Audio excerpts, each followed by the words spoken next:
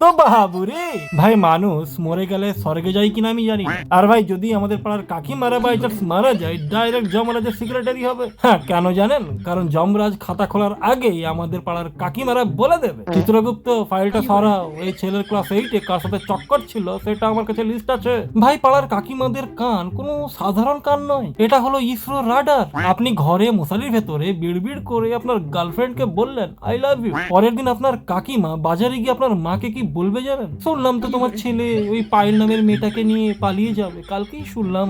আমি অবাক হয়ে বলছি কাকিমাকে, কাকিমা আপনি জানলেন কি করে? কাকিমা খামা খাই চোখকে কপালের উপরে তুলে দিচ্ছে আর আমাকে বলছে আমি কি সাদে জানালার পাশে বসে জব করি? ভগবান তো আমাকে ইশারা দেয়। কাকিমা, ভগবান ইশারা দেয় না। হ্যাঁ, আপনি যে ড্রিল মেশিন দিয়ে জানালাটা ফুটো করেছেন সেটা আমার খুব ভালো করে জানা আছে। বন্ধুরা, এই কাকিমাদের কাছে মানুষের চরিত্র বিচার করাটা পুরো ডাল ভাতের মতো। কেউ যদি একটু রোগা হয় কাকিমা বলবে নিশ্চয়ই কোনো লটের পটের আছে, শরীর তো পুরো শুকিয়ে কাঠ।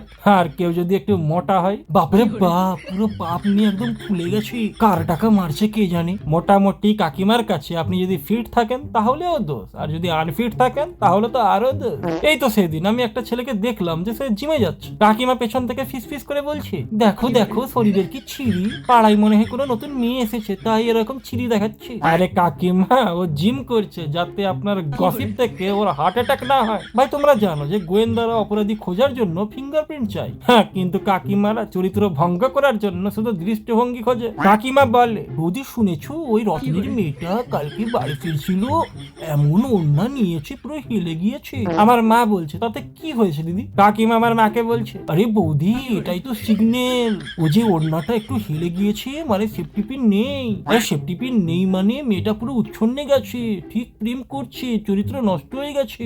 আমি কাকিমাকে একটাই কথা জিজ্ঞেস করতে চাই, আচ্ছা কাকিমা আপনি এইরকম থিওরি কোথায় পান? নাসার বিজ্ঞানীদের তো আপনার পা ধোয়া পানি খাওয়া উচিত। ভাই, এই কাকিমারা যখন পরনিন্দা চর্চা করে তখন এদের মুখটা খেয়াল করেছে, একদম ওই ভয়ঙ্কর রসগোল্লা খাওয়ার মতো। আগে 4-5টা খুব ভালো করে দেখে নেবে, তারপরে আপনার কানের কাছে এসে এমন করে বলবে তোমাকে বলছি বলে বলো না কাউকে দিদি।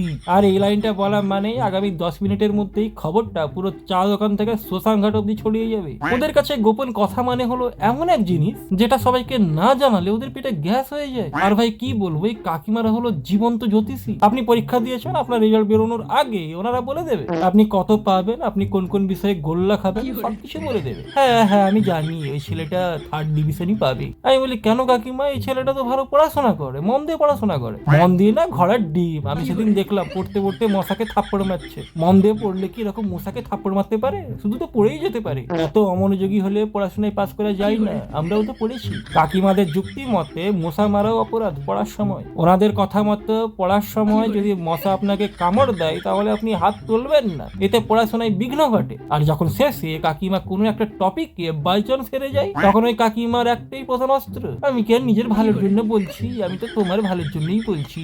এইসব কাকিমাদেরকে একটাই কথা বলতে চাই, কাকিমা আপনার এই ভালো চাওয়ার চক্করে পাড়ার কতগুলা প্রেমের যে বিয়ে হয়ে গেছে তার কোনো ঠিক নেই। 4 জন বিয়ের পিঁড়ি থেকে উঠে পালিয়ে গেছে, আর 3 জন প্রতিবেশী খামা খাই পরকীয়ার অপরাধে মার খেয়েছে। তাই বন্ধুরা, যদি আপনারা কখনো দেখেন যে কোনো কাকিমা শান্ত হয়ে বসে আছে, বুঝে নেবেন হয় ওনার নেটওয়ার্ক ডাউন আছে, নয়তো উনি আপনার নামে কোনো ক্রাইম থ্রিলার স্ক্রিপ্ট লিখছে। তাই পাড়ার কাকিমাদেরকে আমি একটাই অনুরোধ করতে চাই, কাকিমা আপনারা পরনিন্দা চর্চা করা ছেড়ে দিন, গোয়েন্দাতে যোগ করুন। আমাদের দেশের বড় সিকিউরিটি আরো গভীর হবে। হ্যাঁ, কারণ পাকিস্তান থেকে বাই চান্স যদি মশা ঢুকে আপনারাই আগে টের পাবেন।